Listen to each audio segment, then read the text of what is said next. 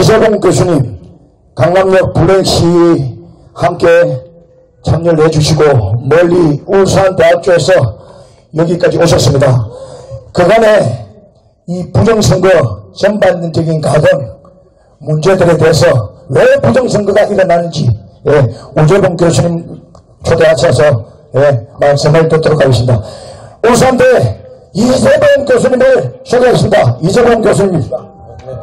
부정선거는 사회야!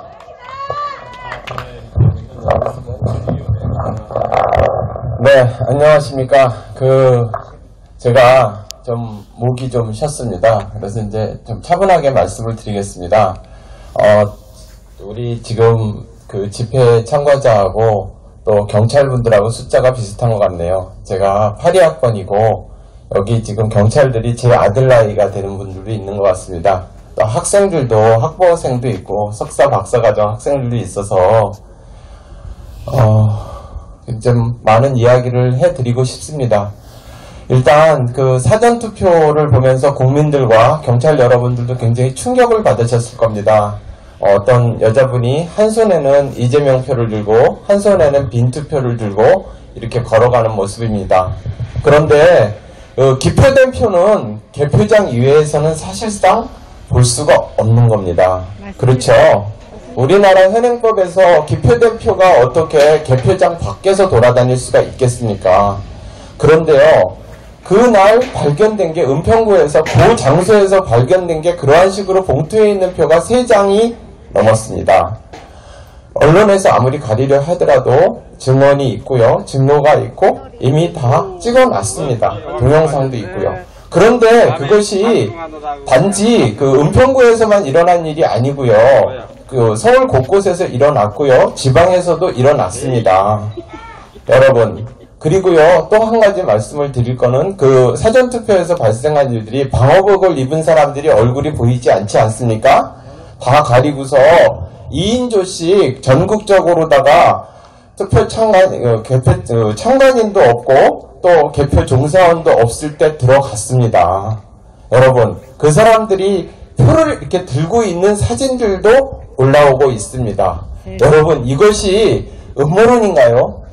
이전까지 국민들한테 고립시켜서 자유시민들이 부정선거를 알리려고 그렇게 오랫동안 이야기를 했어도 국민들이 믿지 않았는데 이번 과정에서 정말 충격을 받은 것 같습니다.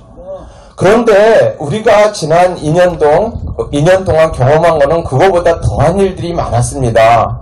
여러분들, 투표지가 이렇게 다 붙어 있습니다. 100장씩 위에 붙어 있어 이렇게 뜯어야 돼요. 그런 투표지가 가능합니까?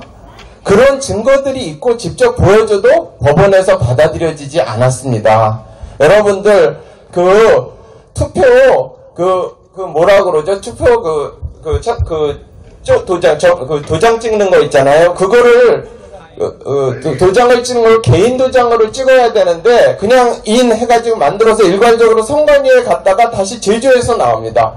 그러면은 어디서든지, 그렇죠.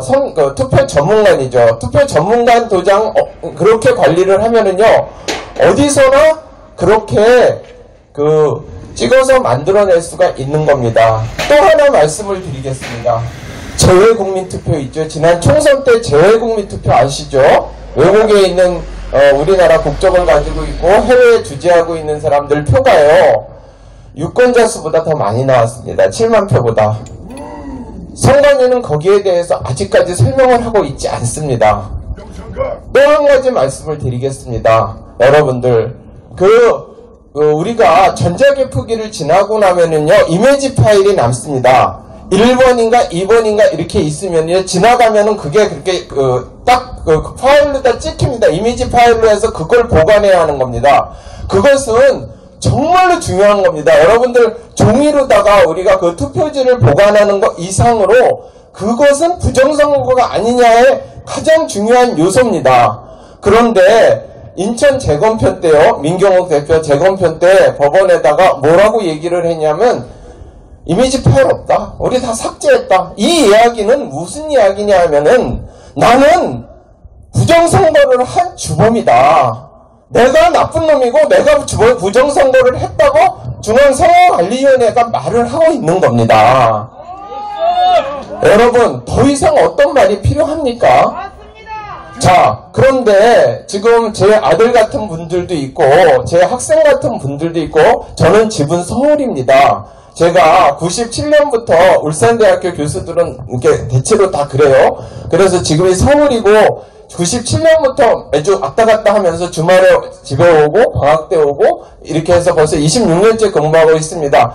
아들 같아서 말씀을 드리고 학생들 같아서 말씀을 드리는데 이렇게 된 이유를 좀 설명을 드리겠습니다. 우리나라 운동권 지금 현재 정권을 잡고 있는 사람은 제가 82학번이지만 82학번 때까지는 그렇게 질이 나쁘지 않았습니다. 그런데 86학번부터 주사파 전대협이 들어왔어요. 전대협 그래서 좀 공부를 하는 대학에서는 주사파가 점점 없어졌습니다. 그런데 점점 공부 못한 죄송합니다 이렇게 말씀을 드려서 그런 걸로 차별하지 않습니다. 그런데 뭐 임종석이 그 밑에서부터 해가지고는 이게 민주화 운동을 하는 게 아니라 남한을 북한에 들어 바치는 것이 그겁니다.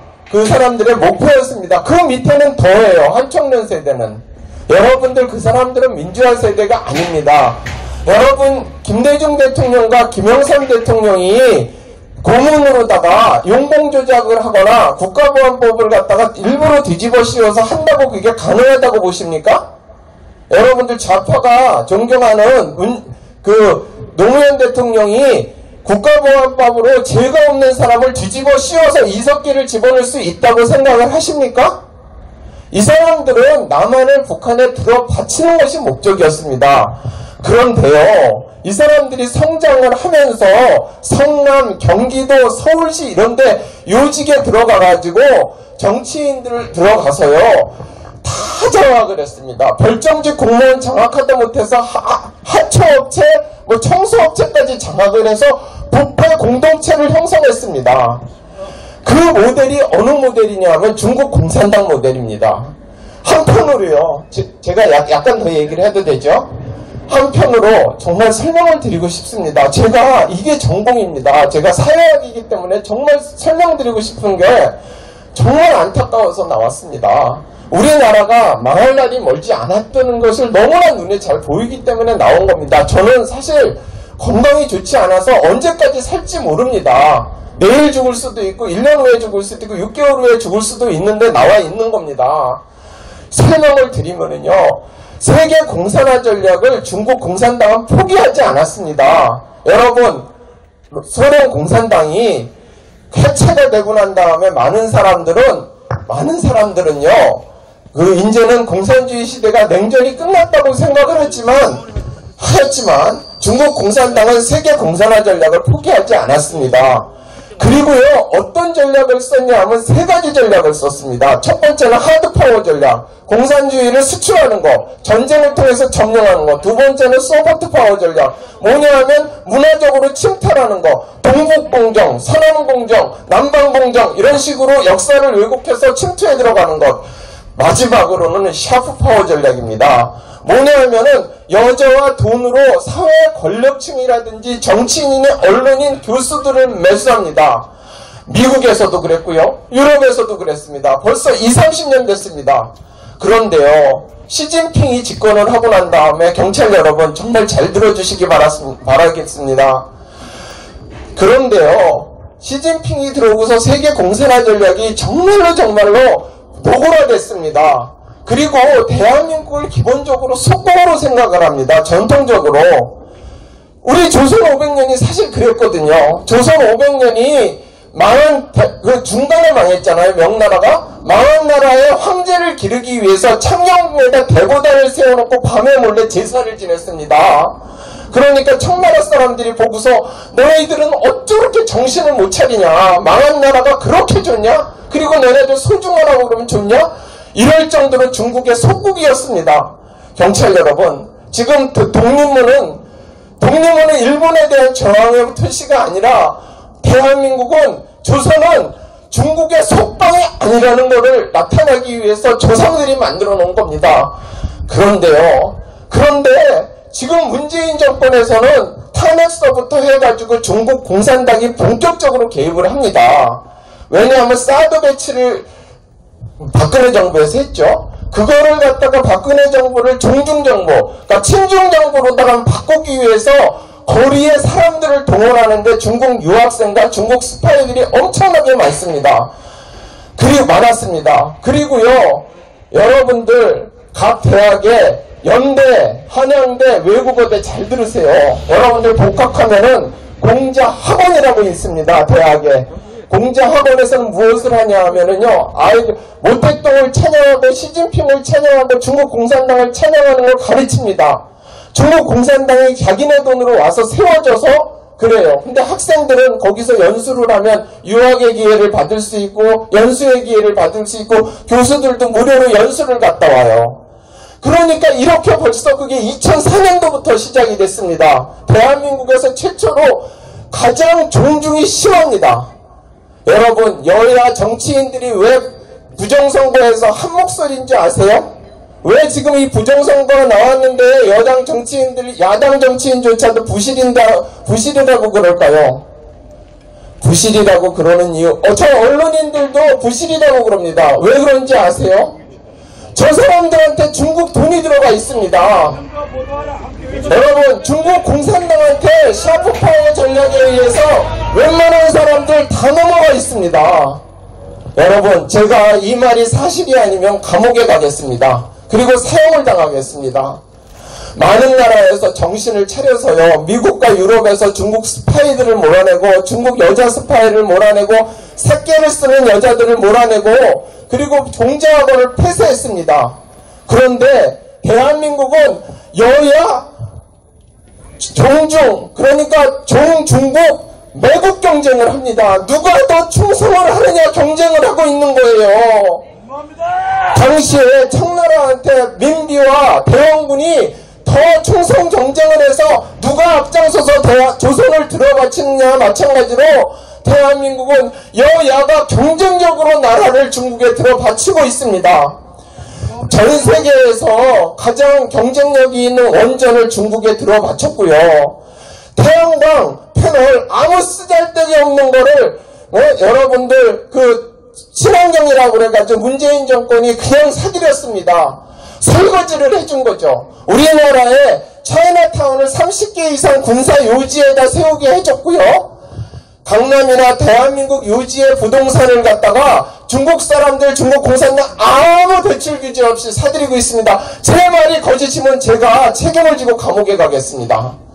그렇지만 대한민국 자국인들은 반대로 여러분들 저분 정도 되면은 집을 벌써 살려고 고민을 할 거예요. DTI다 LTV다 집 사기 굉장히 어렵죠. 뭐 송파나 강남 일부 지역에는 토지 거래 허가까지 받아야 되죠. 나라가 이렇게 돼 있습니다. 나라가 이렇게 돼 있어요. 여러분, 부정선거를 계속 놔두면은 이 사람들은 무엇을 할 것 같습니까? 그냥 여기서 멈출까요? 이제는 권력자의 마음대로 중국 공산당의 마음대로 국회의원과 대통령을 선출할 수 있는 나라가 됐습니다. 여러분, 그 다음에 무엇을 할까요? 여러분들 그 다음에 그냥 부동산만 뺏어가고 원전만 뺏어갈까요? 삼성 반도체만 뺏어갈까요? 위구르에 있는 사람들, 남자들은 상체로 배를 갈라서 장기를 적출해 나갑니다. 그거를 밀매를 해서 1년에 10조 규모를 해서 공산당이 나눠갔습니다. 더러운 돈으로. 아시죠? 위구르 그렇습니다. 위구르에 그렇습니다. 저 홍콩 있잖아요. 홍콩의 자유민주주의 우리보다 더 발달하고 자본주의 더 발달한 나라입니다. 그런데 지금 어떻게 살고 있습니까? 조금이라도 반정부나 중국 공산당 비판하면 쥐두새도 모르게 죽습니다.